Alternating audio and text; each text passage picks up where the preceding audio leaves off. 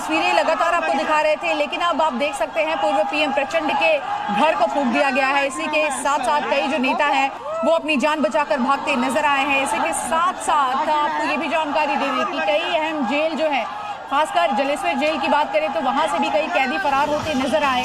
और कहीं ना कहीं इस वक्त भी नेपाल में जो स्थिति है वो बद से बदतर होते जा रही है। कई टूरिस्ट यहाँ पर फंसे हुए हैं।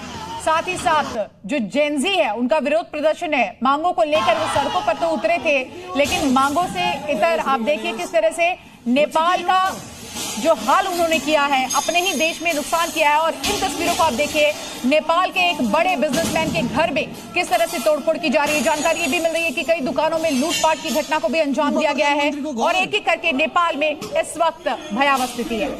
नेपाल में तख्ता पलट हो गया।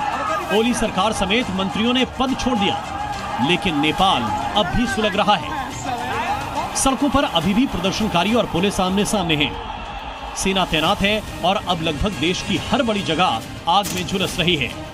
नेपाल में कल हिंसक प्रदर्शनों के बाद, जिसमें संसद से लेकर सचिवालय सबको जला दिया गया था, आज जो तस्वीरें दिखी वो भी चौंकाने वाली थी। सबसे पहले तस्वीरें देखिए कि कैसे नेपाल की जेलों से कैदी फरार हो रहे हैं।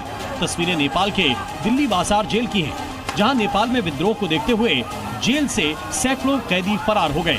कैदियों को रोकने के लिए सामने सेना और पुलिस थी।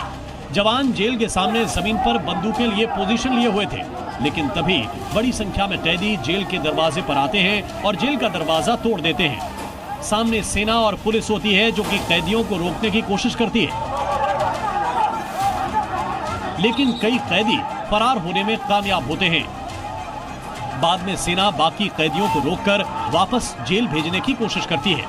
यह हाल नेपाल की लगभग हर जेल का है, जहां सरकार खत्म होने के बाद जेल से कैदी भाग रहे हैं। जलेश्वर में जेल ब्रेक हो गया और मौके का फायदा उठाते हुए बंदियों ने फरार होने की कोशिश की। इस दौरान जेल में मौजूद कुल 577 कैदियों में से 576 कैदी फरार